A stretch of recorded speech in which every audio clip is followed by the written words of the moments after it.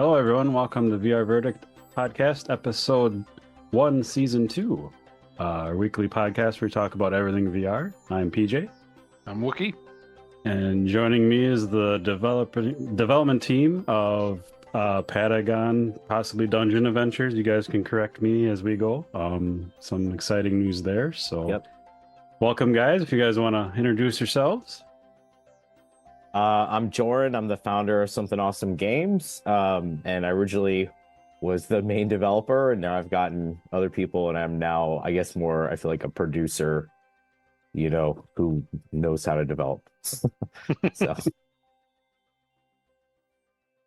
I'm all right. I'm Daryl. I am also a producer, kind of like a designer and a level designer at for Patagon and Dungeon Adventures.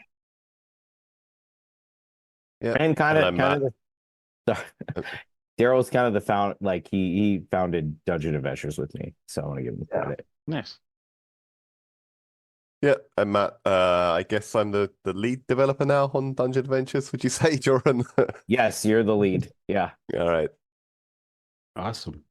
Well, good to have you guys. Can't wait to talk about both games. We had Joren on the podcast 3 years ago. When Patagon was first, the Kickstarter had like 8 days left. Been talking a little bit with you on Discord, and like, hey, I want to play the game. I haven't played it yet. And you're like, hey, we're working on this one too. And I'm like, what the hell's going on, man? Like, I don't know if you guys want to focus on either one or. Let me catch you up. All right. Let me catch you up. So, yeah, when we last talked, we were doing the Kickstarter. We pulled the Kickstarter off. Then we had to make the game. And so I did the Ukrainian team I was working with kind of bailed on me, and then they're doing their own thing. Yeah. I mean, he's still a good guy. I talk to him once in a while. And then I just did it myself. I am a programmer by trade, so I probably had a better ability than someone that's just picking it up from nothing. So I did that. I met Daryl. He was helping with maps. Actually, the first map he gave me was completely unusable, and I paid him. I paid him for it. Said this is unusable, and I said this is fine. Because we had good conversation, we got along. I was like, it's not a big deal. We'll move past it. And then so we went on. We built Patagon. I don't know. It took a year at least, maybe 2 years. We built sort of a demo of Patagon that was like real game, real playable game, and Daryl did the map for me of the dungeon level in it. But then me and Daryl were talking, and Daryl is like a serial game starter. He's just like always like, hey man, I got an idea for a new game. And then we kind of was like, all right, well, so the thing was, when we started Patagon, the Quest wasn't like totally dominant. PC VR was still like, and I was rooting for PC VR because I was like, I don't want to compromise on graphics, Mm-hmm. And I was wrong. When we talked, the Quest 2, I think, was just announced, and we were talking a little bit about PC VR versus standalone that back then. So time flies, man. Yeah, the Quest 1 wasn't really that impressive, so I think I was right in being like, no way. But then the Quest 2 came out and it was pretty good, and we're just watching how everything is moving, and me and Daryl were like, well, let's start a Quest game too. And not that we're even doing it, we just kind of started brainstorming ideas, while I was working on Patagon and stuff. And we came up with a bunch of different like ideas for sort of genres of games. And we settled on kind of a old school D&D, because I played a bunch of D&D for like 6 years or something as an adult. I'm late to D&D, but I had a good run with it with some adult friends, and then Daryl's like a big time Warhammer um guy, so we did that, and then it kind of just sat on the back burner. I hired another dev I that will remain nameless, and while I was working on Patagon, I paid him to work on this other game, and he was like, everybody was like, "Oh, you got to make it multiplayer," even though I didn't really want to make it multiplayer. Everybody's like, "You got to make it multiplayer." So I hired this guy to make it multiplayer, and then he ended up building everything from scratch, including his own like replications. Like it was just crazy. And I almost cried because it didn't work right. He wasn't using the built-in Unreal stuff.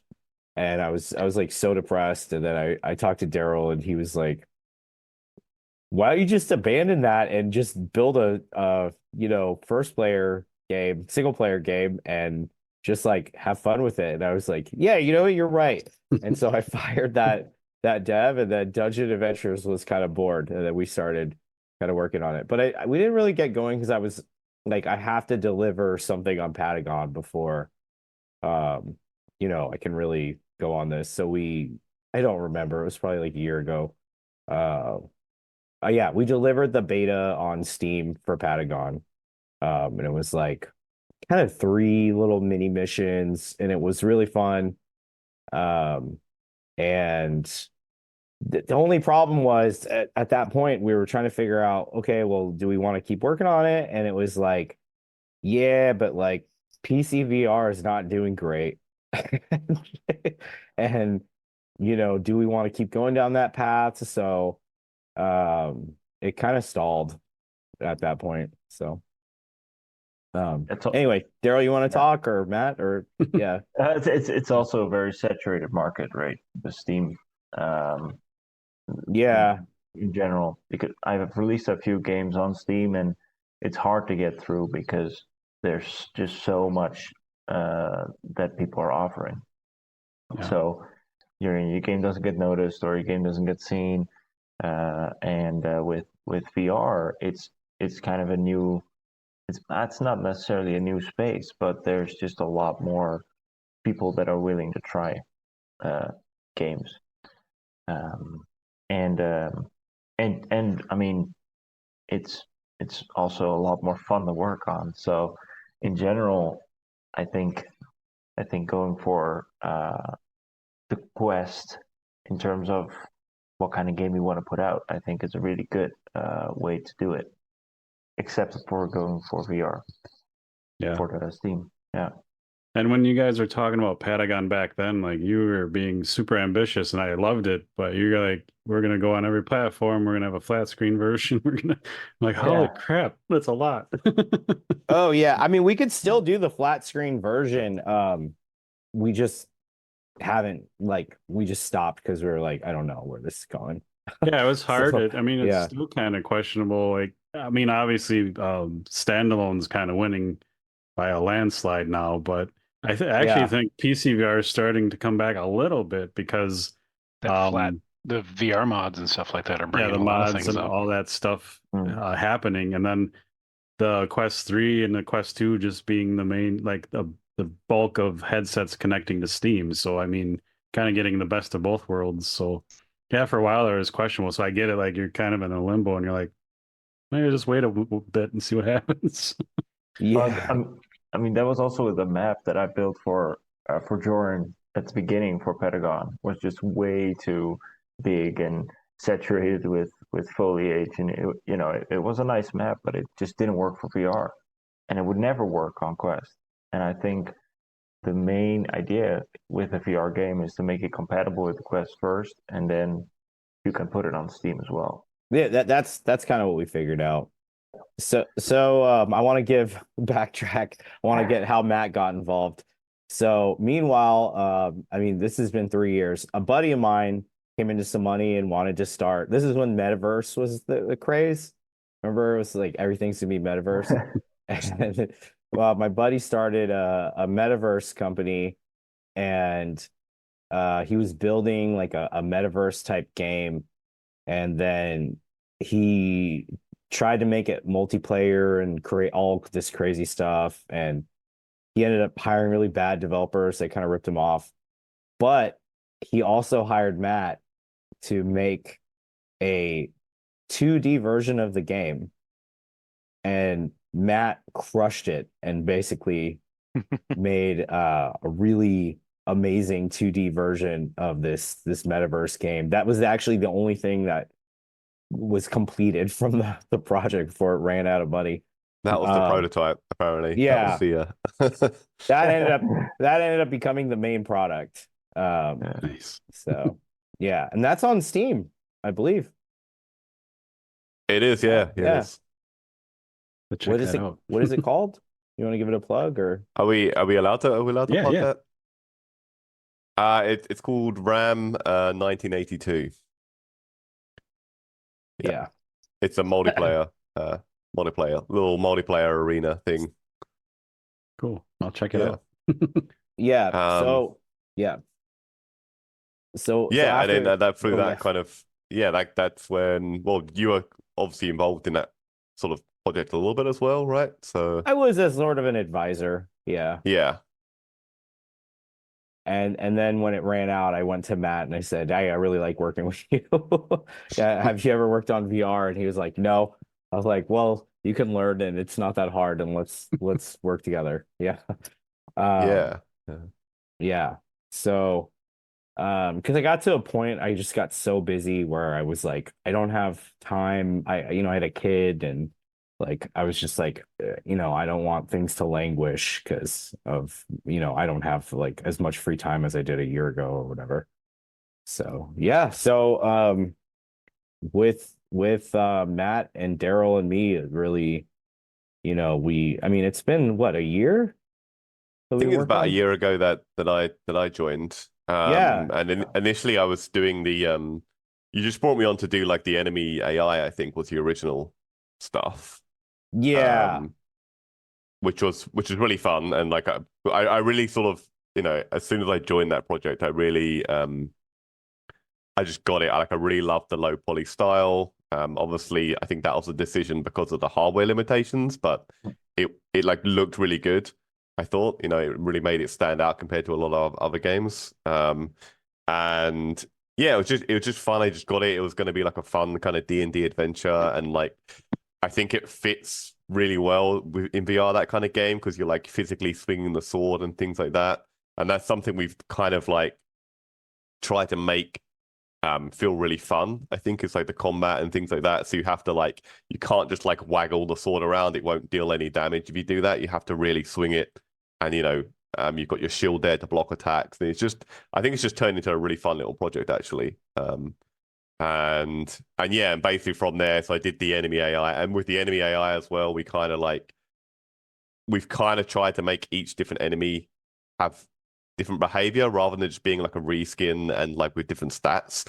Each enemy behaves a little bit differently. Like some will try to retreat and attack from a distance. Some will like, Yeah. charge in and whack you. And so we kind of made it feel like a real adventure, I think, which is really cool. Nice. Yeah, and from there, I just carried on working on it basically, right? Yeah, You I just was had like, more and Matt, more you stuff could for me just to keep look at. working on it. I was like, so after doing Patagon myself, I was like, okay, no one tells you this, but the real currency of making a game is making the enemies, because that is the most grindiest, hardest part. And I've noticed too, when I started looking at other VR games, I was like, they don't really have that many enemies. Like they maybe have a few, but and it's because it's so time consuming Yeah. to do all the programming, and like I don't know. So and the cool thing with this is we just got all custom models made for all the characters and enemies and everything, and just Nice. we went really low poly style. So like the first thing that happened was I went and made the project. I went and sort of took Patagon and forked it, and then made it run on the Quest. So that was what I did. And I just did a lot of like fixes and optimizations. Then Daryl came in and we had already written the story out for the entire, because it's going to be different quests sort of in the game, and so we're starting out with one quest that's like 13 levels, and I wrote a whole script out, and then I gave it to Daryl, and then he just started working on the maps. So yeah, Daryl, you want to talk about? Yeah, yeah. It was really funny because what happened is Jordan gave me basically like a document, like this is going to be the story, and just create what you want to make with it. So I just kind of like went at it, and I get in this mode where once I start building these maps, I just keep on building them in like this crazy mode. So like I think I knocked out most maps in like a pretty short amount of time, and just kept on building on them. And it was really fun to do because you go from cave interior to like a kind of a mine shaft type of deal with crystals to dwarven ruins, and it's really cool to make all these very well, everything is very dungeony, right? So and my inspiration comes mostly from having played games such as World of Warcraft and especially Warcraft 3 when I was younger, and I'm always building maps in my early age. So my idea of a dungeon is exactly what a dungeon would be in Warcraft. So for Nice. me, it was just trying to replicate that idea of having zones and open areas and corridors and but keeping it interesting as well. So uh, it's kind of mazy sometimes. Like you'd be walking around in Dungeon Ventures, and you kind of you'd be like, oh, like where am I? Like have I been here before and all that stuff? But but I think that's the magic of having a big dungeon map. Um, and yeah, I mean, what Joren is saying is true. We're planning to have multiple different quests in the game so that we can expand upon. And there's literally like, depending on how well the game does, that like there's no end to what we can add, which is very nice. Yeah, and the We already had some cool ideas for the next chapter. I think we've been like, even before we finish this one, we've been being like, oh, what happens in, if you do this in the next chapter, that'd be really fun. So Yeah. yeah. Yeah, And can I just say, like, some of those levels as well would feel like really epic in VR. Like you don't I spend like 90% of my time looking at it through like a PC screen while I'm developing it. But when I test it in VR, it's like, whoa, this like you walk into this cavern and it's like it's just massive, and it's you got these big statues, of dwarves in the corner, and it's like it kind of blows your mind in a way. It looks so cool in VR. The scale really helps. Yeah.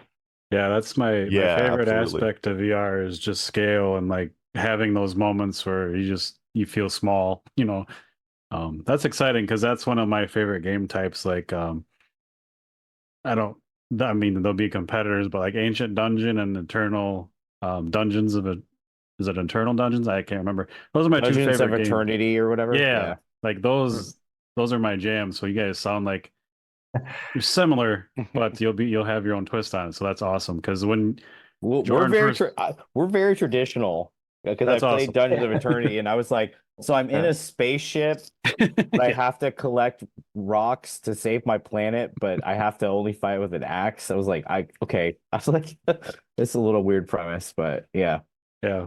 Mechanics are great though, but I love Yeah. that you're coming at it from like the D&D perspective, and because the older games, like the old Gauntlet style games, is kind of the vibe I'm getting almost from what you showed me anyway. So be pretty Yeah. sweet. And it's very Tolkien kind of influenced, even though we never said it. It was as we were working on it, Matt was just like, yeah, so I kind of tweaked this to be a little more Tolkien-y, and I was like, yeah, that's what I so Yeah, it really got that classic RPG medieval edge to it, Nice. goblins, dragons, and all that stuff. So I like the more enemies because, like, not knocking games that have like the skeletons and stuff, but it's like, how many times can you like reuse the same base enemy? yeah. oh yeah, Like, yeah, and like- then the same behavior kind of. I mean, they got the behavior really great, but then it's like I'm like, is this whole game skeletons? Like, Mhm. yeah, One's and we have blue. skeletons. Yeah, they're fine, but like if it's just blue, that one's tinted red. It's a little harder. Like, come on, Right. Yeah. something. Yeah. How many enemies do we have, Matt? Do you think? It's around, I don't know, like 10 or 11 maybe different enemies, I Yeah. think. Something like that. Yeah. Yeah, it's a lot. Yeah. And Yeah. most of them have also like they actually function different, which is the more important thing, I think. Yeah, Yeah, absolutely. See, like for example, you have your goblins who like tend to, be in groups and they will like shoot you at a distance, and if they start taking damage, they'll run away and try to find cover. And whereas like, the basic, obviously skeletons as an example will just like come at you and they're kind of like more relentless, kind of just, almost like mindless, just trying to like swipe at you as hard as possible. So yeah, it's quite a bit, and like I said, pretty much every enemy in it has got like a somewhat different behavior. So it's kind of hopefully going to keep the player guessing and keep it interesting, I think. Yeah. Tell me, but don't Behavior's tell nice. me. Hmm. Yeah, don't tell me. I'm just curious. Are there mimic chests? Because that's one of the things in VR that just takes me by surprise and scares the crap out of me. It's like you're not expecting it.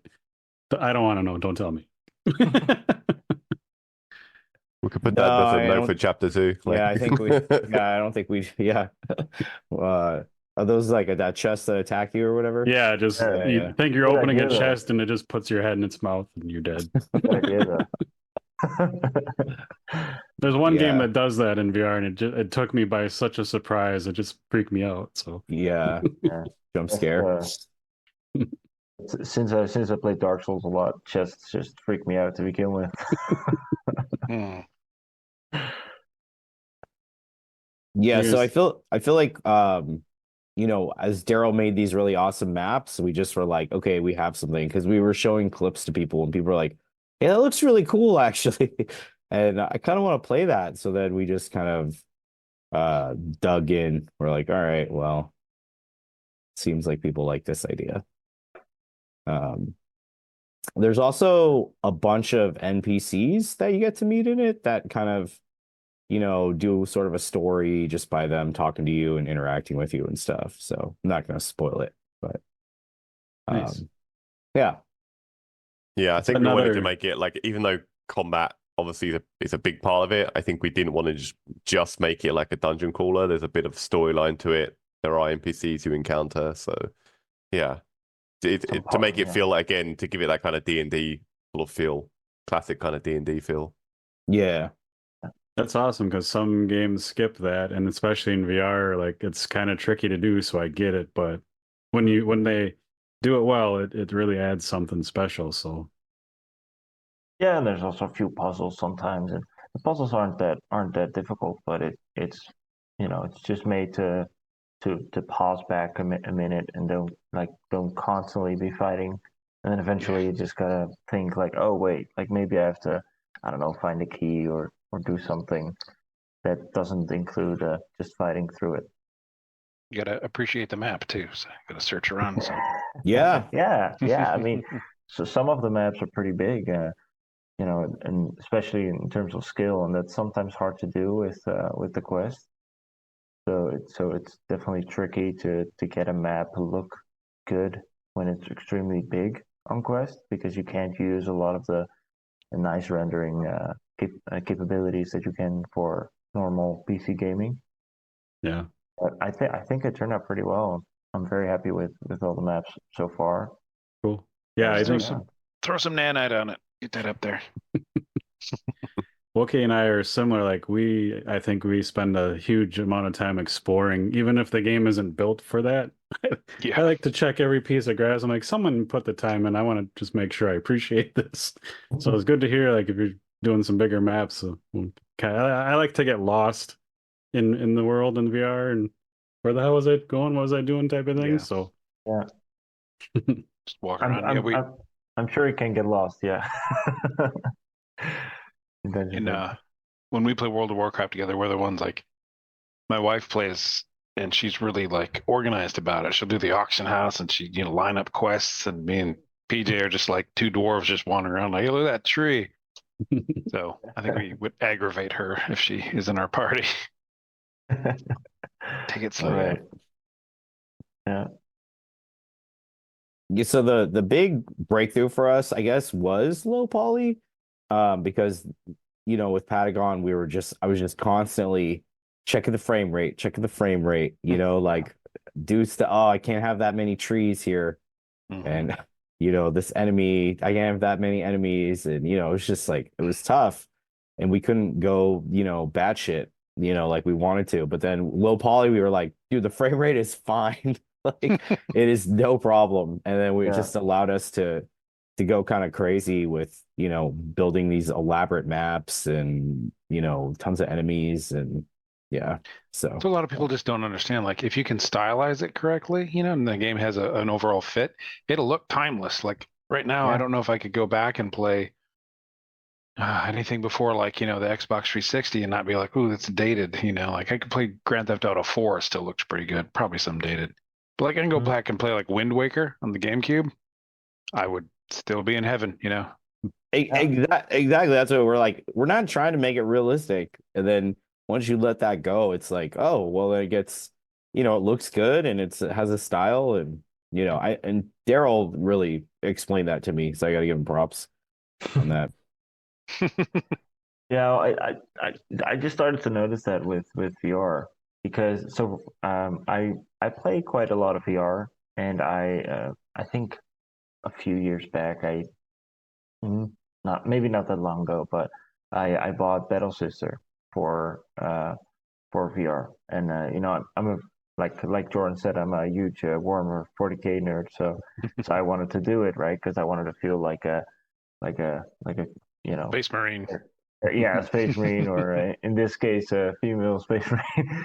But so I started playing it, and what Battle Sister does does a lot of things extremely right because I think it's a fantastic game to play, except that it kind of tries to look semi-realistic, which is logical because it's a Warhammer 40K game, so you kind of have to. But the problem with that is that it looks really ugly.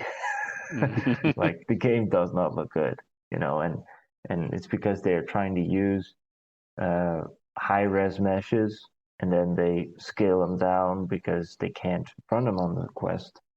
So it just doesn't look that good. And even though the game is fantastic to play, it just doesn't look right, And so I mean, what you're saying holds a lot of merit, I think, because at the end of the day, the Zelda games from 2008 look fantastic in comparison to Halo of the time. Yeah. Right.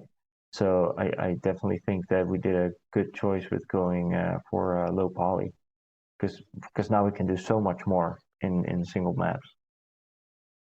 And what I try to tell people about VR, and PJ and I have said this to millions of people, I'm sure, but the graphics, like the amount of polys doesn't matter because like our first introduction to VR was Elven Assassin.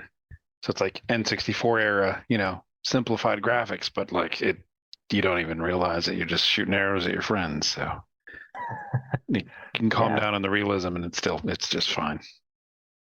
Yeah, exactly. Yeah. You're 100% right with Battle Sister, though. I love that game, but it is like, the ugly stepsister that you're like, I have to spend time here, but Jeez. I know it's pretty bad, and even though the game is great and you get used to it, yeah, but it just doesn't look right, Wanted to give Matt also huge props for just building a majority of the actual programming on the game. So yeah, and I thought I was decent at Unreal, and then I met Matt and was like, I suck because Matt would just take whatever idea I had, and I would have like a basic thing, and he would show me, and it would be like, he just finished it so nicely. He added like a digital cube blood effect that I didn't even ask for. He just did it. And you know, The some blood of the splatter, yeah, it definitely yeah, felt like it needed some kind of blood splatter coming off him. That's yeah. So he was not like he just I could definitely tell he was like, yeah, I mean, it's a job, but at the same time, like, he takes pride in his work and we love working with him. And yeah. yeah. I think it's those little touches that are really gonna help sell the setting as well. I love like kind of that attention to detail in games when you can like, yeah, you hit them and you see the blood splatter coming off, and we've added in like critical hits as well. So if you really swing your sword, there's a chance it'll score a critical hit, and the sound will be different, and it'll sound a lot like meteor. Because I think that was one of the things as well. One of the challenges with the like the sword combat in particular was like, how do you make a sword like feel heavy in VR? Because it's obviously got to be 1-to-1 with the hand movement. You can't really replicate the heaviness. So we kind of like almost simulate it by like, tracking how far they swung the sword, like how fast it's moving, etc. And that's what's like um scaling the damage essentially, and that's what's causing the big hits and causing more blood to spray off and things like that. So yeah, we really tried to make that kind of side of things feel really fun, and yeah, so people hopefully have a real good time playing it. Yeah, we did a lot too, so you can't just wiggle the sword or anything. Like you have to take Yeah, deliberate yeah, swings and you know, yeah. I mean, it's not we didn't go I was playing some other game and I was like, wow, their combat is so good. Um, but again, it was all skeletons. I don't remember which game it was. But I think the fun thing is ours is you're gonna fight some skeletons, you're gonna fight some lizard people, you're gonna fight some goblins, you're gonna fight some elves, you're gonna fight some witches, you might even fight some ghosts and some trolls and who knows. And sometimes it's at the same time. So you're like, you know, th- I guess it kind of a little goes back to Halo 2. I want to get that part of your brain where you're like, all right, I'm under fire from here, and these guys are running up to stab me, and how do I approach this situation? And like that kind of thinking. I think it's fun to me. I don't know. Yeah. Having to yeah. We've added quickly in some change pretty your cool like strategy. items and stuff as well to help out with that. Yeah, you get some spells and you get some abilities and um yeah, I don't want to ruin it, but it gets more interesting as it goes along and harder. So Yeah, and better weapons and upgrades and all that stuff. So Yeah, it's the real RPG feel. That's awesome. Yep. Like the situational combat, it keeps things fresh and it keeps you on your toes. That's one big thing in VR. Like it really drives me nuts. Like I try to stand most of the time in VR, obviously, and like if you don't move your legs, like they just fall asleep. So I like to have to like move, and a lot of games don't make you move, so it's just like, oh. You're like you're kind of I sore. think this is definitely a standing up game, I would say. Yes, awesome. Yeah.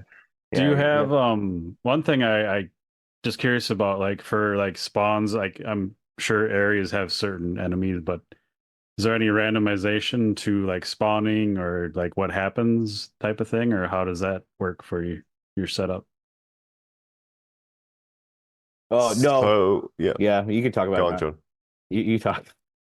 Yeah, well, so we kind of look at, so first of all, we are not so much on the enemy side, but we are talking about like randomizing the like the loot and stuff that spawns in the dungeon. And we're gonna try and do it in a somewhat smart way, so it won't like it'll like work out like so if you're running low on arrows, for example, there'll be a higher chance that arrows spawn in. Nice. Things like that. With regards to the enemies, they're not really randomized, but we have talked about. I don't know if this is 100% not, or yeah, or not, but like we were talking about maybe like a hard mode or something like that. So you would have, yeah, you could play it through again, maybe with more enemies spawning in, or maybe they do a lot more damage or something like that. So yeah, Yeah, well, what you hopefully need there's going to be a bit of replayability to it. Yeah. Awesome. Yeah, well, I mean, and we're also definitely going to release more. Once the game is out and we have it and it's going well, we're planning on making more of those quests, right? So they'll Yeah. it will definitely be. I wouldn't call it live service, but it will definitely be updates coming as well to it. Almost like Well, episodes, right? I think yeah, would more be. like Yeah. episodes. So Yeah. nothing wrong with dynamically generated level people. That's fine. Love it. You know, all the dynamically blah blah blah. That's not what this is. This is a fun ride. It's curated.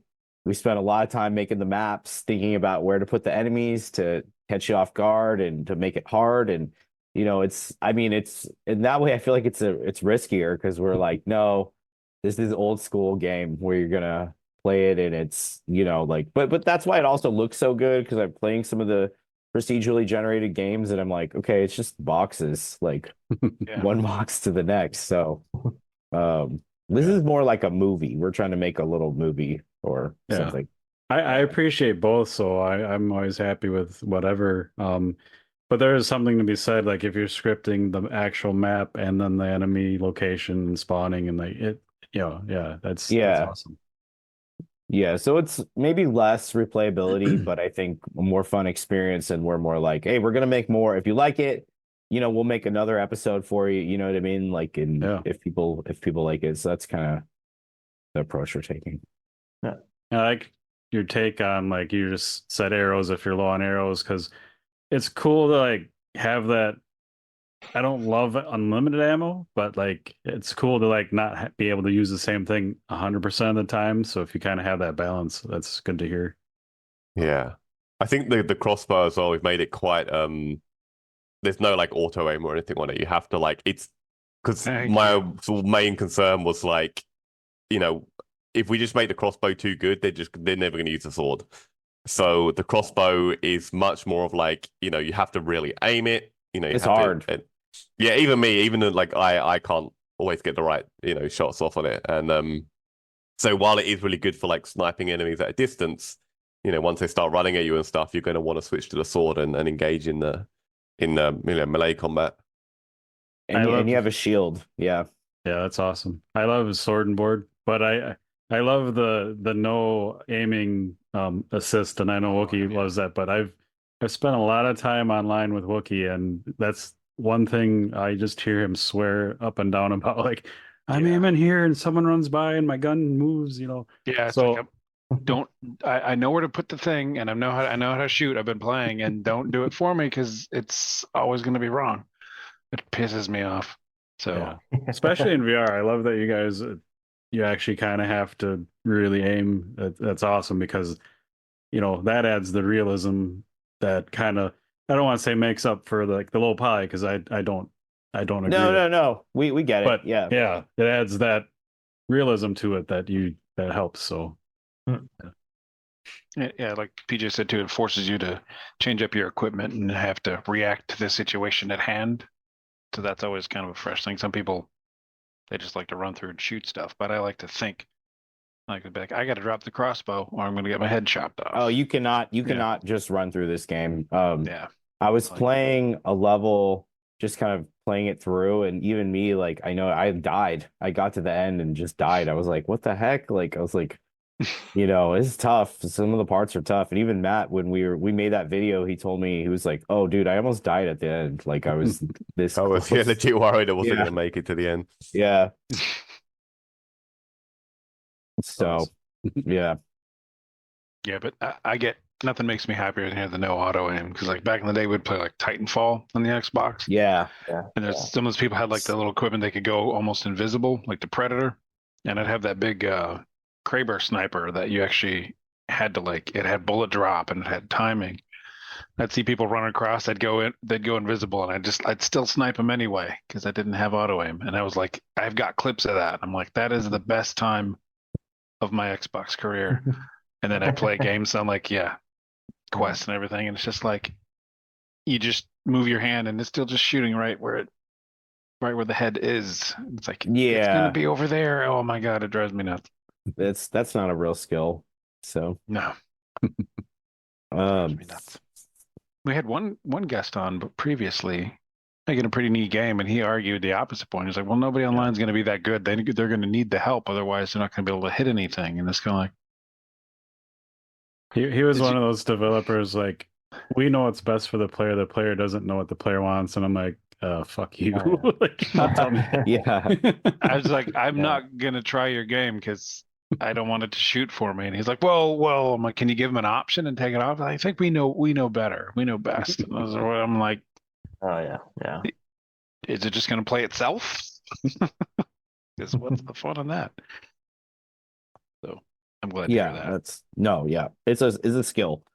I actually don't use the crossbow as much because it's hard, especially like it's not bad if they're in the same room as you, but there's some cave levels where they're far off shooting at you, and it's like, dude, it is hard to hit them and see, and I love that stuff though. Like, yeah.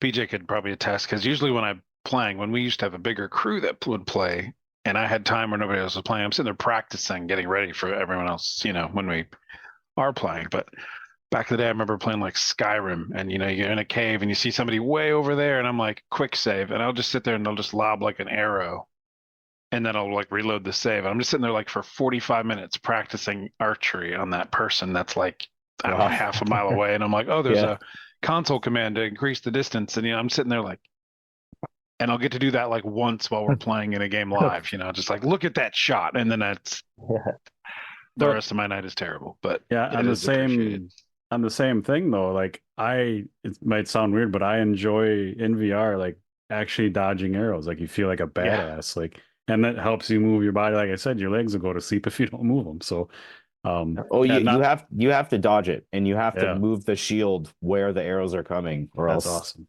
Yeah. I mean, if you can make it feel like the escape scene in Moria from the Lord of the Rings movie, where the arrows are bouncing off the rocks next to somebody, you just, nothing gets your kind of heart pumping like, I think we have something like that, don't we, Matt? In the cavern, maybe like 1C. Yeah, actually, kind of. Yeah. That's that was actually funny enough the level I was thinking of when I said how epic the scale was, like that big cavern you walk out into, and there are there are goblins who are like sniping you from like way over, and it's you're exactly right. It is that kind of feel in Lord of the Rings where they're I think we're all probably like massive Lord of the Rings nerds. We are like when I'm thinking about like when I'm developing this game, that's in the back of the mind, like, oh yeah, it's like that thing in Lord of the Rings. Yeah, that's why we kept being like sort of like, I was like, Matt like read my mind, and he was like, yeah, dude, you're thinking of Lord of the Rings. I was like, okay, you got me. I was like, all right, we're that's fine. That's like what I wanted to play. So they're not making it. They're coming out with Gollum. Oh god, yeah, Gollum. Wow. But yeah, if you put me through a scene like that and you make me pee a little bit, like that's gonna be a good game. Well, I mean, oh, go ahead. Well, that level is especially fun because I'm Matt. You mean the level where you start up very high, you have to climb down, right? Yeah, exactly. Yeah. It's because I always think it's really cool in VR, the sense of depth, and when you're standing on the ledge. Yeah, so that was the level when we realized we needed fall damage, because I was like, before that I could just leap off straight to the bottom, and I was like, that's not right. We gotta fix that. This level is super. Like you start up in a cave, and then it's very high up, and then once you actually get to the statues, there's wooden planks that you have to walk over to get to a staircase that leads you all the way down. But it's very far down. And I always think it's really cool when a game can like trigger like a vertigo feeling, like I've had that in a few different games, and it's always like, wow, I don't really like that feeling, but it's cool that that game can make me feel like that, When I said make me pee, I meant like just shooting arrows at me, and like I don't want to actually like look down and just be like, oh god, no. no, totally. Yeah. No, I get you though. But I love hearing you guys say like, it's fun to do this. This is the game I'd want to play type. Like, I always find those games land a little better, obviously, than just like well, this is what people want. This is what we'll make, type of thing. So Yeah, we glad to added hear a you knee guys. slide in this edition. Like, yeah, No, we Call of we Duty. we know, me and Daryl, I'm not going to name names again, but we know a particular developer who, he's a great guy and he's just trying to help us, but he's constantly like, you guys need a gimmick and you need to Oh do god, this and you need to think that's about like, we're just like, what? No, man, that's like awful. He's like, you need to think about how to, you need a hook and like, Yeah. like, or just like, It's a no, we're science, not right? doing any Yeah. of that. Yeah. need a Christmas event. Everything's got Yeah. to have Yeah. presents. Got to Yeah. sell Yeah. skins. So, So Oh, like a certain, like as if it's like a science, and yep. and sure, like for some games that might be the case, but I mean, this is more of an experience than anything else. So I don't think But that also, applies at all. you're in VR, so like the gear you can see only matters at a like character select screen. It's kind of like Yeah, in yeah, yeah. yeah. Diablo 4. Like you can buy those skins, but like I can't see them on the character. They're like an inch tall. Don't need skins. Not Yeah. always. So let me give you an update on Patagon though. So we did not abandon it.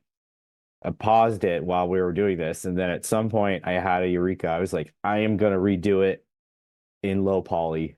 And and then I was like, because that's the only way I can do all the things I want to do, and the scale and the big problem we were having in Patagon was we were trying to make these forests and the frame rate would be like Yeah. horrendous. And we were just like, dude, I can't make the dense forest. And then once I kind of accepted it, it started working again. And right now, so it's kind of in pre-development as we wrap up Dungeon Adventures, and we're going to jump back into Patagon. But right now, I have a model maker, an animator I work with, and she's just pumping out dinosaurs for me Nice. and another stuff. So I've posted some of that on the Discord, but Is Yeah. it We had still? we had a meeting as well, which we sort of oh my discussed God, the startup amazing stuff, and meeting. we just some of the ideas that are going to be in that game, like just again, just really fun ideas, which I think I don't know if we're allowed to talk about it or not, but Yeah, you can totally talk about it. Yeah. Nobody well, listens to because this it podcast. was You're I think fine. that was the thing is I was thinking of was the like the whip, because it was like it was such like an Indiana Jonesy feeling game to me. It was like we should have a whip in the game, like that you can, a whip in VR just sounds like a really fun idea, and like being able to like not only like stun enemies with it, but like grab objects and things like that. So that was one of the ideas that we're looking at for Patagon. Yeah, whip, different weapons, multiple environments, traveling by airship between maps. I mean, it's just like, you know, it's like we can just do whatever we can imagine, which is so awesome. And it's just we couldn't, it was so painstaking before. So Well, I'm glad it yeah, happened how it happened, and you yeah, get to do that instead of just like, well, that's done and we're moving on. Because yeah. that happens so, I mean, you guys probably know better than I do, but that happens Oh to yeah. so many things that at least you get to do more and actually do that. Are you still keeping like the steampunk Oh feel yeah. type? Oh, Oh good. yeah. Yeah. I know So you're like we've steampunk dinosaurs? I'm like, Jesus Christ, this is awesome. no, and now now like too, I know more voice actors. I'm doing way more like voice actor NPCs and like more of a story. So I kind of have found, I mean, it's just been a progression starting with Patagon, then doing Dungeon Adventures, coming back to Patagon. It's like I've learned so much. I've kind of learned what I like in games and you know what I mean, like what I want to create. So um, yeah, that's the update on Patagon. That's awesome. And like again with the graphic, low poly and all that, like you nail everything, like sound and everything. Like dinosaur's gonna scare the shit out of you. Like, Yeah. Oh Yeah. yeah. Yeah, and and the maps can be a lot more denser with the low poly assets. And that'll help with the dinosaur scaring the shit out of you. Yeah, You because hear all you gotta do is hear footsteps and be like, you'll what be in a is jungle, that? So, Yeah. yeah, we yeah. played Ark when it first came out. Yeah. We played it as a co-op game, which isn't right, but we did it. We made it work. And not even ever seeing the dinosaur, just run around in the dark with a torch and just hearing that shit. So I can, Yeah. in VR, I Yeah. can only imagine. So that's exciting to hear you say that. Oh yeah, we couldn't get the forest deep. I'll show you guys a dinosaur that I just got back, except for I'm not seeing it. Let me try to download it again, and then I'll just to give you kind of idea of what because I don't know. I think it's really cool, even though it's low poly. Like Probably. No. the Please be a style is, stegosaurus. Please be a yeah. stegosaurus. Should we do a Stegosaurus? Hold on. I mean, Can I? Is it possible to share my screen at all, or how would I? You can try. We haven't played with Zoom enough. We're used to doing all There's this a in VR. So, but there's a share screen button down there that might work. yeah, go for it. Yeah. And however Like it I works said, or doesn't work, when I edit this and release it, I'll throw in some video if you guys can share some, and I'll try to. yeah. I'll throw you an image over Discord right now. But yeah, I don't know. It looks really cool. And then I sent you guys the video of Dungeon Adventure, Yep. so feel free to. But I also wanted to give Daryl and Matt a second talk about. They actually have their own games too. They're working on. Oh, So nice. if we could give them a little second to plug their games. Yeah, all the time you want. We go Sure. until you guys are done talking. So Until I turn into a pumpkin. Oh, nice. Okay. Yeah, well, I actually got it's actually out. It's been out for a while, but I was actually working on a game that I made by myself, except for the most of the assets because that's just impossible to do. But it's basically a kind of a Souls-like third person um, open world-ish RPG game, and it's called Lords and Blades. And I can show you guys the link later, but it's actually it was very fun to make because I always wanted to make a open world RPG game because when I was younger, and this is like turbo nerd, but when I was younger, I used to make a Warcraft 3. I know, are you guys do you guys know Warcraft 3? Yeah, I played it some, yeah. Yeah, so there's a world editor in that game. Mhm. And that's how everything started really because once I found out there was world editor, that's the only thing I did. And I used to just replicate World of Warcraft in Warcraft 3. So I would just like make dungeons, that's awesome. and edit the heroes and make custom spells and all that stuff. So making a game like this was kind of like my goal, something I always wanted to do. So yeah, I'm very happy it's out, and it's yeah. I mentioned the name. Yeah, Lords and Blades. Yeah, Yeah. and it's like it's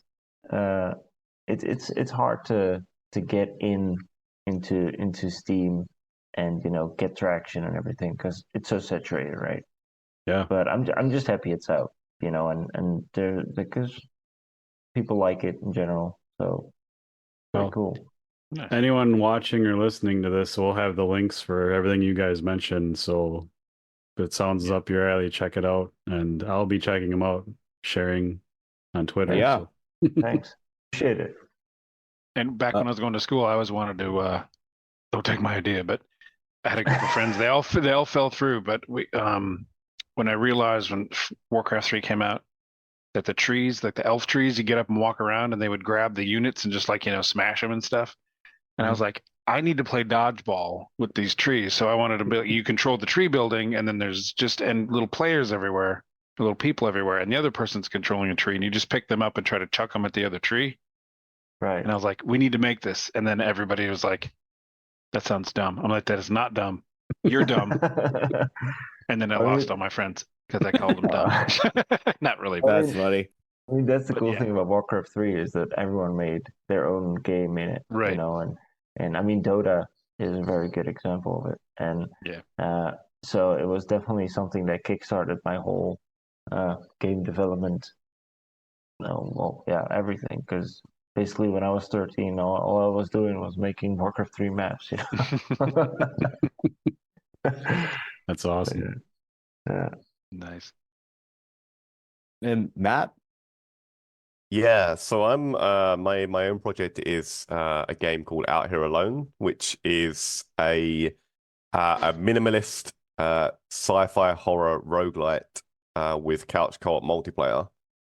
Which Nice. sounds like I've just thrown a bunch of random words into a blender there, but I think when you see it, it will make sense. And it's funny enough, it kind of like the minimalist style, almost like the same story as with Dungeon Adventures, because I had a previous project which was also kind of a 2D sort of game, but I was doing all the character animations, all the enemy animations. I was doing them, in a myself basically in a different app and bringing them in, and it was just taking like so long to do everything that I just decided like, let me just do a project smaller in scale. Let's make the art style like really minimalist. It's almost like aside from a couple of enemies, it's almost like no animations in game. It's all just like, you know, the characters are basically very simple shapes that just kind of like move around in Unreal.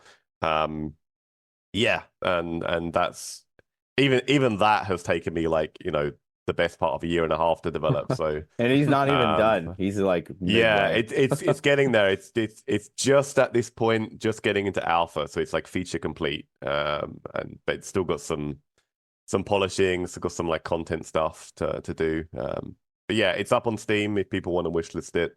There is Awesome. also a pre-alpha demo out, which is obviously a little bit rough around the edges, but it's there if people want to try it. So yeah. Cool. I love couch co-op games, so that's awesome.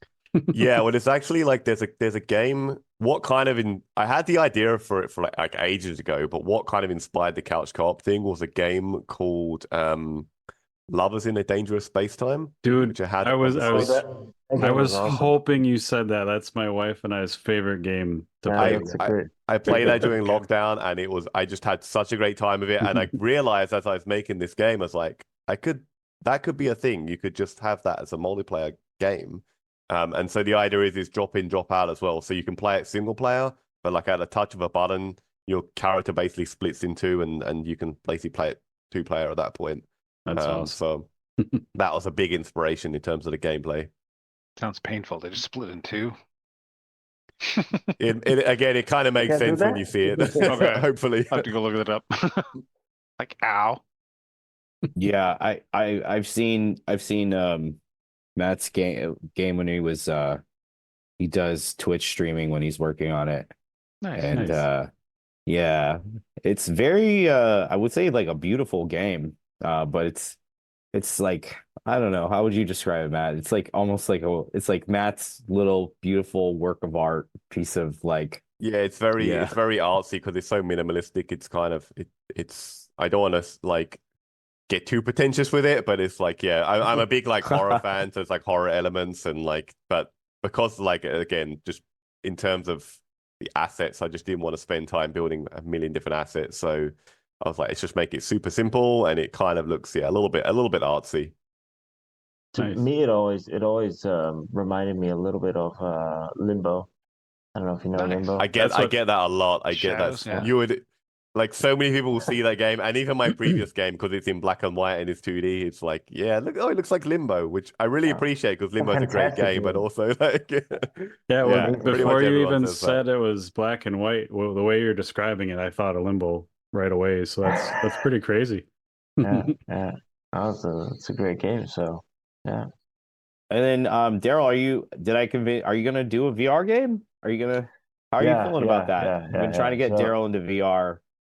it's funny because Embrace I it. never used to play or do VR before I met Joren. So for me, it was eventually like he started talking about VR and I bought one and I got hooked. Um, but I only made games for just PC, with the typical Souls like kind of thing. But I'm actually thinking about also starting up a VR game as well.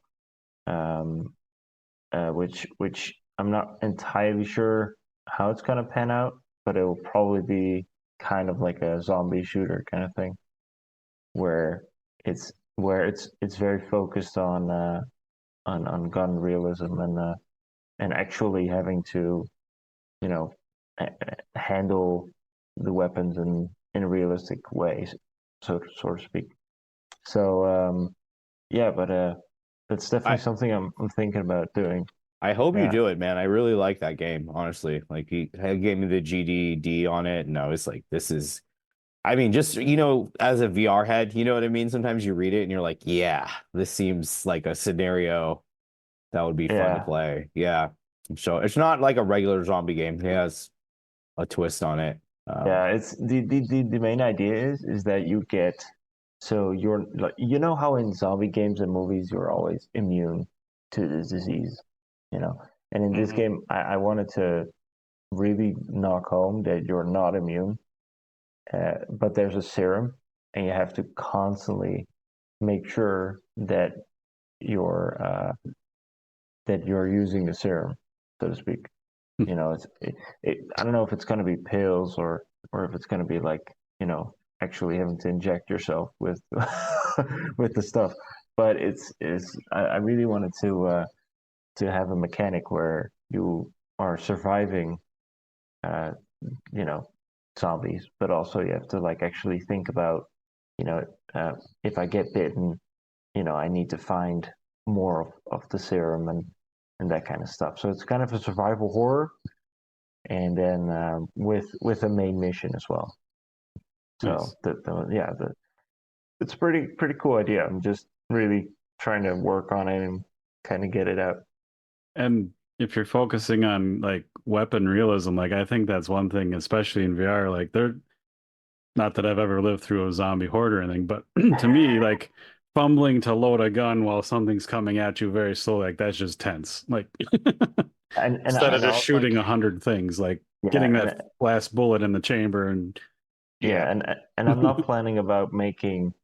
I'm also not planning about making like a large machine gun with a large magazine. I'm thinking about yeah. single action break shotguns, or like a bolt action rifle, that you have to like manually put the bullets in.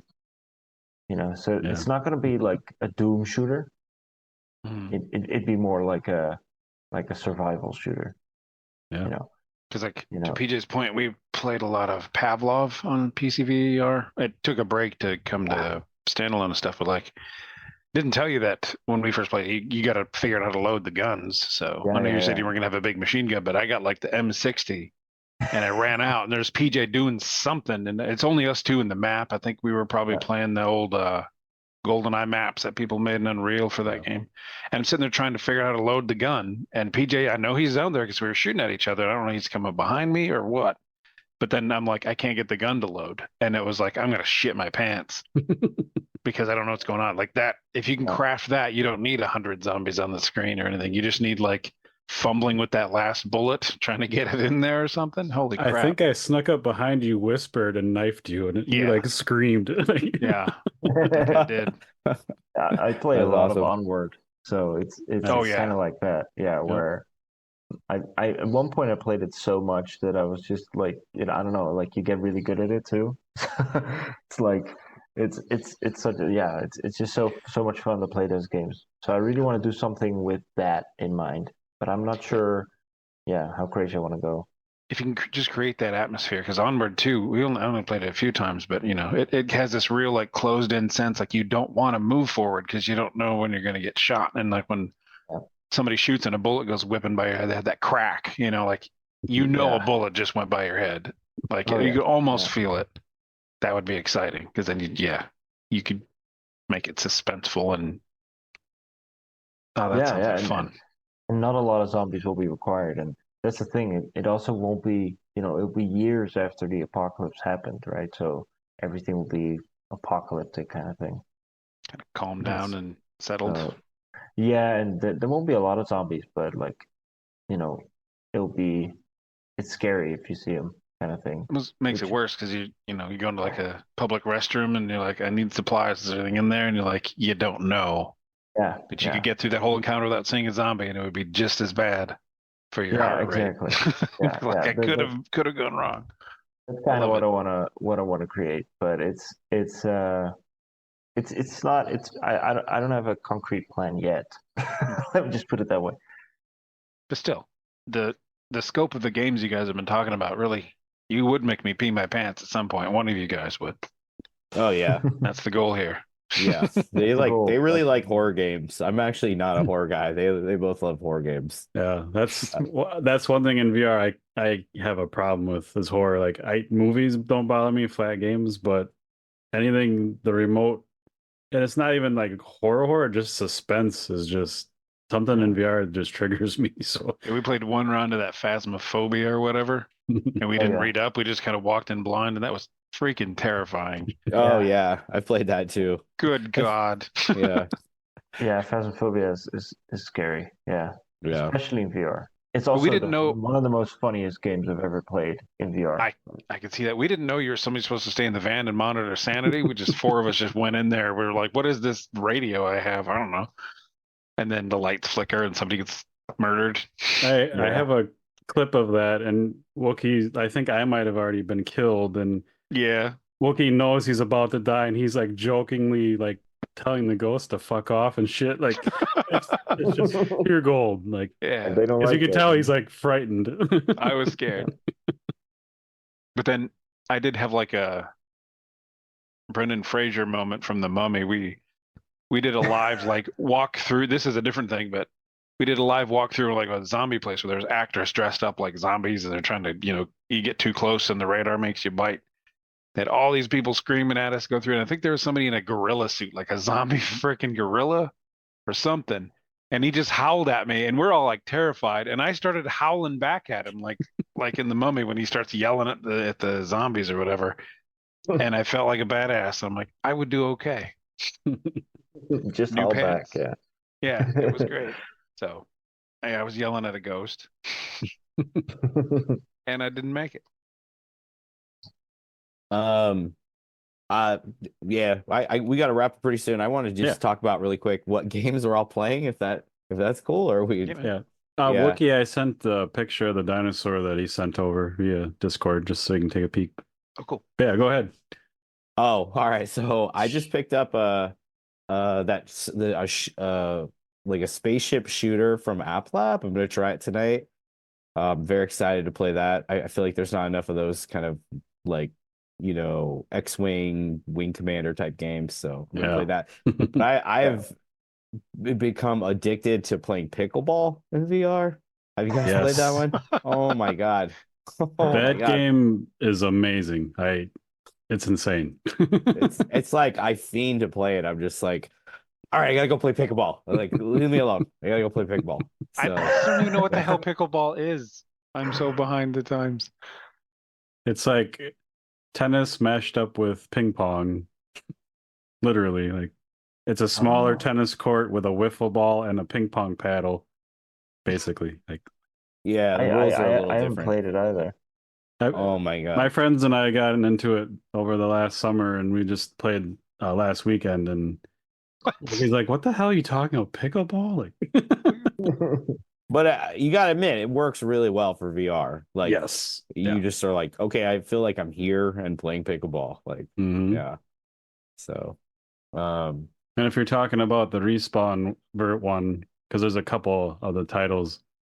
I think Pickleball 1, I think I'm playing on. Yeah. Okay, yeah, I like that game's really good. But the Resolution Games version, Racket Club, where you can do like your half of the court in MR and then have the VR in front of you and like kind of make sure you're not running into your walls and stuff. Oh, Like, I gotta try that. it's really good. Okay. Yeah. Nice. Matt, what are you playing? In VR? Or just anything? Yeah. Yeah, in VR, it's kind of funny because when I got the Quest specifically for the project, right? And one of the games I had my eye on even before I got it was Walkabout Mini Golf. And I basically, when I got the Quest, I probably spent like 2 months just playing that game solid because it's just such a good game. I got like really, really good at it. And basically my mum is over visiting at the moment, and I got her to try it and she really enjoyed it. But I noticed when I was showing her how to play it, I'd gotten like really rusty at it again. So now I'm like playing Walkabout Mini Golf again to get my skills back. So that's my VR experience I at the love that moment. game too. The only problem was I hurt my neck from looking down so much, so I had to stop playing it. Yeah. Yeah, Some you of those definitely feel maps it that they afterwards. make are insane. Like it's crazy. Yeah, some of them are like, really difficult as well. It's like, holy cow. Yeah. I We do love had that the game. lead artist that does the maps on the podcast. He used to work for Disney, Whoa. and he can make. Full We're engineer. talking about how he makes a story just out of the map, and it's Mm. highly Yeah, it's talented. art. Yeah, And that's another kind of low poly game. Nope. That just looks Yeah, amazing. exactly. Yeah. And other than that, I'm doing my second run through of Amnesia: The Bunker Oh, sweet. on stream, Nice. which is it's such a good game. Like it's a horror game, but it's also like just really fun to play as well. I really love like the game mechanics in that game. So that's been really cool playing that through again. I'm really bad at it though. Like I always just like I don't even die to the monster. I die to like the traps in the level. I just always like walk through a tripwire and I'm like, what's that sound? And then the next moment I've been blown up. And it's like, okay. Yeah. Hey, Matt, I've watched you play, what is it? Ship the pirate game. Oh, Sea of Thieves. Yes, Yeah, yes. I play Sea of Thieves Nice. with my friend every Oh, week yeah. on stream, and it's kind of our tradition to play that every Friday night. That's He's awesome. awesome, dude. That's Yeah, again. we've been playing it for 3 years. We still absolutely suck at it, but it's always fun. Yeah, the sea is amazing in that game. Just the Yeah, way it it's pretty. looks. Yeah, it's really well done. I had fun just watching. I was like, well, this is crazy. Like they're actually working together to do this ship and stuff. Yeah, barely, Yeah. I would say. Yeah, barely. Just Okay. about working together. I love that game, but like the last few times we played it, it seems like every time you embark out onto the sea, you get the Kraken, and it's Yeah, like a lot. Yeah. a lot of times. I'm Yeah, like, we God didn't damn it. have one. We didn't have one for ages, and then we had like a few weeks back. We had a new person join us, and no joke, as soon as we set sail, we got krakened, and we're like, Yeah. "What? That's beginner's luck, surely." Well, maybe they're like, this person hasn't seen 7 Krakens a minute, and then Yeah. we calm down for them. But yeah, we played the crap out of that game. That is fun. Yeah. Yeah. How about you, Daryl? What you playing? The the uh, the only game I play on VR mostly. So I play on PC most, right? And I play games like I play Halo Infinite a lot. I play Mountain Blade Bannerlord 2. Hmm. I'm now playing that hard a lot too. But on VR, I play Blade and Sorcery. Like it's like so much. It's kind of it's a problem. It's so cool. I don't know. Have you kinda- disturbed yourself with what you get up to in that game at all? Like, I can't film it. It's we can't talk about it here. But no, my lawyer told me not to talk about it now. But Oh, it's no. it's The one no, rule no, of but it's Blade and Sorcery: you don't talk about it. We don't talk about it. No, but it's a fantastic game. It's so cool. It's you kind of feel like I don't know. You kind of feel like a superhero sometimes, you know, like climbing and jumping and doing all that stuff. That game is like it's amazing um how realistic the fighting feels in that. And Yeah. it's just so much fun. When you throw your sword and it hits exactly here and it's like fight's over and you're like, whoa, did I just do that? You know? I bet I could not do this in real life. yeah, VR kind of No, gives you a false image of yourself with some things that. yeah. Have you really tried it in real life? No, I haven't. No, but it's a fantastic game. I love it. So sometimes, I'd be playing it in the living room, and then my girlfriend comes downstairs and she's like, "All right, it's that time again," and she sees me just wailing around and ducking and rolling, and I don't know. I get very very into it. Yeah, That's awesome. It's funny, we had that guy, the lead developer from that game, on the podcast, and he would not come on the podcast. He's like, Wow. you guys talk too long. I'm like, well, we can do a half hour. We do whatever the guest wants. And yeah. he's like, yeah, let's do a half hour, then I'll come on. So he did, and then 2.5 hours later, he's That like, was oh, I get it. 2.5 hour episode. We were like, yeah, we have no scripts or really set things. Just have fun. And he just went like, wow. Yeah. That was pretty funny. There's just one thing though with that game. So right now, in our new home, we have plenty of space, but in our previous house, we had an apartment, and I think I probably destroyed like two like plant pots. I hit the wall one time so hard, like that like I had a feeling I couldn't move my like paint for like a day, you know, like Oh to god. bleeding. Like it's because you're so into it, and then all of a Yeah. sudden you're next to the wall, and Hmm. I don't know, and you just punch it, you know. In Yeah. in my So. bonus room, we've got like angled ceilings, so they're kind of low on the sides. And Oh PJ, yeah. I think we were playing Rec Room or something. Yeah. Kicks a giant soccer ball, and I jump thinking I can get it, and I hit the angled ceiling so hard I Oh, like crumpled into it, like my whole body just kind of like bounced off it, and I was like, Yeah.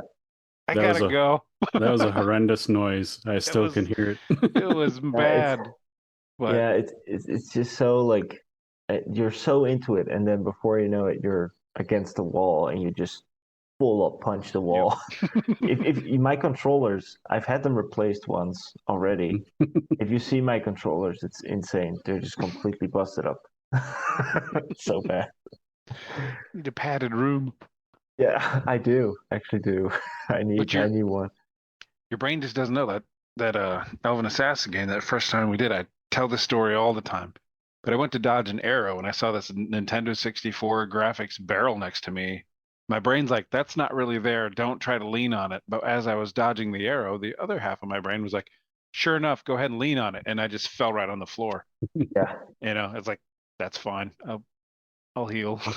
yeah, that VR is happens great for too. that. Oh yeah, but VR's awesome. Happy, I'm happy we started making VR games. yeah. Yeah, and we started this podcast like um kind of just to hear the developer side of things because I know a lot of gamers like within 5 minutes like, oh, this game's a turd, or this sucks, that sucks, and why don't you do this? And they don't understand how much work goes on behind the scenes. And so that was one of the main reasons we started the podcast, just to talk to the devs about the games, but also like it's also more fun to hear about the journey and what you guys get up to. And I just like to thank you guys because I mean I haven't played any of your games yet, but I'll fix that soon. And hopefully when these come out, like I'll really enjoy your work. But you Yeah. know, as I'm a gamer, I cannot code. I could barely get Unity open to even attempt to code, sadly enough. So I just really appreciate you guys building these things that I enjoy so much. Because gaming's my main hobby, and it helps me tell the real world to fuck off for a while, and Yeah, yeah. and it's important. So I appreciate it. So thank you guys. Yeah.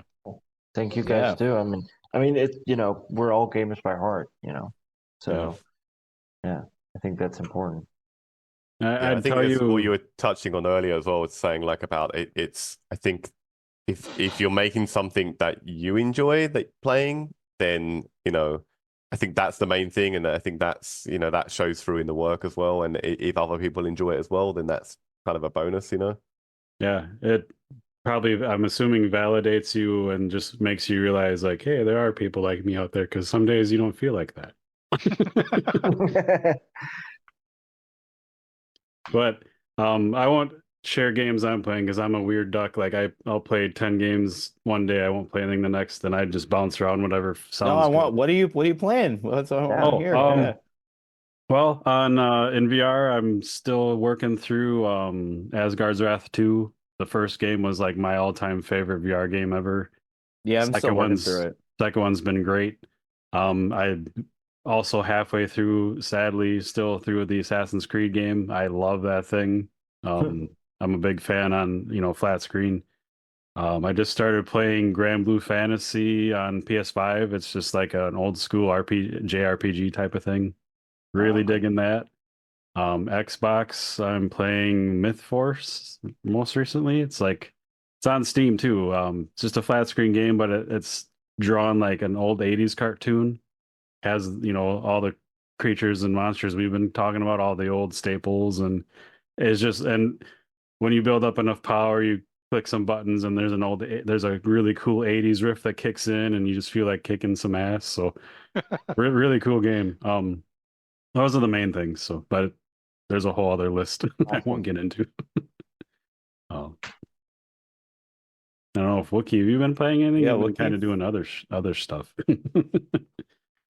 I've been doing a lot of other stuff. So the last games I played, I don't want to sound like I jumped on the what everyone says was great bandwagon, but Baldur's Gate 3 and Starfield.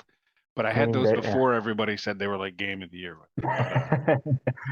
Other than that, Yeah. I've been so busy. So whenever PJ and one of our nephews have time, I'll just jump in. So we'll play some, what was it, World War II Warplanes, yeah. warplanes on VR, and then sometimes we just hop on the Grand Theft Auto and when nobody's got anything pressing. So That's a been fun boring. game too. The Oh, yeah. Warplanes game. I really Yeah, enjoy that. those are like they started on the original Quest, and it's just how are they getting this to run so smoothly? Because you think like that's one thing that's gonna make you puke. Mhm. But they're will- so smooth, like it's crazy. with Yeah. the me talking about like sniping and stuff earlier, like I will get like a bloodshot left eye. Like my brain must be watching the pixels so hard, like I just focus on it. So sometimes VR can do that to me. It'll tweak me, but do barrel rolls or whatever in those warplane games, and it doesn't bother me a bit. And then the last time we played, we had like one epic dogfight between the three of us, and I was kind of like freaking out. It was so epic, like getting the last person like right lined up and then shooting him right when the timeline or the timer runs out. Yeah, that Nice. is really fun. But it's the Have kind of you? thing where like, No, keep going. Sorry. I was say it was the kind of dogfight where like we're all kicking the crap out of each other, and I just you can't catch this one guy, and then you outsmart him, and then you feel like the hero. Sorry, PJ. I think I shot you down. Yeah, it's fine. I suck at that game. Nah. Have you guys played Breachers at all? Oh God, yes. We did. Well, yeah. Yes. I had a whole thing where I was playing Breachers all the time with a buddy online, and that was That's really fun. brought back Rainbow Six shit for me, and I really enjoyed it. Yeah, I definitely got to play some more of that. It's been a bit, but The people almost immediately seem like the people who play it a lot, they must play it like all day. So we were getting okay against bots and just having fun. And you go into an open room and it's just like Oh, how you do get we end- slaughtered. Yeah. Yeah, they just go like they aim around the corner. You can't. Nobody can see my hands. I'm talking with my hands here, but it's just like there's a gun around the corner, shoots you in the face, and it's like, what? Like I had no idea. I just meet up with a buddy and I go, let's just play against bots. Yeah, that's what we do. That's really fun. Yeah. I actually played a lot of Rainbow Six back in the day, and we went to a LAN party here in the Netherlands once, and we actually partook in this championship kind of thing, right? So we made our like esports team, and the first game we won, and we were like, wow, like maybe we're actually kind of good, right? And then the second game, we also won because the guys didn't show up because they were all drunk, which was awesome.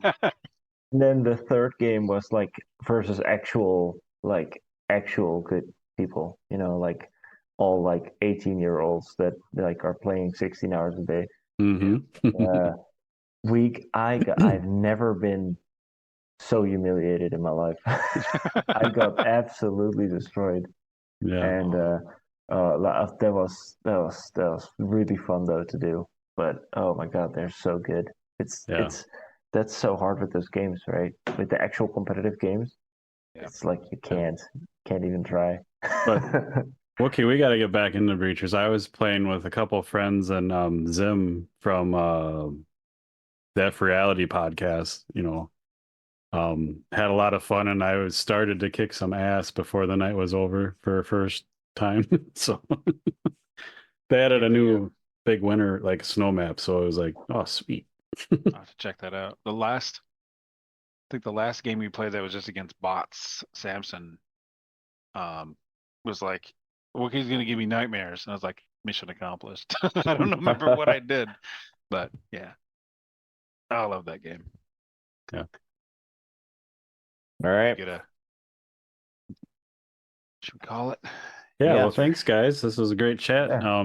Excited to play some games soon, hopefully, whenever. Oh, we're Yeah. I mean, no, we're really close. All the levels are done. Matt's putting the finishing touches on a trader character that you can meet in different maps that will give you clues and trade with you. Then we just need to, we're all going to each take a couple levels and put the loot into the levels, and then just like general cleanup of bug fixes, and it's ready to go. Awesome. Nice. Yeah. So So we'll get to, we'll definitely be like, well, this is a Daryl map, the way the loot's dropping, and you know. oh yeah. That's a Daryl. Yeah. Awesome. So we'll let you guys know. Yeah. Thanks for your time. Yeah, Thanks for it's been fun. chatting. Yeah. Thanks for having Thanks us. for man. making Thank you our for having first us, our first episode back be a good one. So Awesome. Yeah. Thanks for having us. anytime. Thanks for having us. If you need any play testing, I'm available. We'll hit you up. Yeah, we'll hit you up. Breachers nights Absolutely. or Oh yeah. Cool. Thanks, guys. I can't wait to check out all your individual games and both Patagon and Dungeon Adventures. And well, like I said, we'll be anyone listening, watching, we'll have all the links on below and check out all their work. So All right. Sweet. Thanks. have a good night. Cheers, Get some guys. sleep. See Appreciate you it. guys. See ya. Bye. See you guys. Bye. see ya.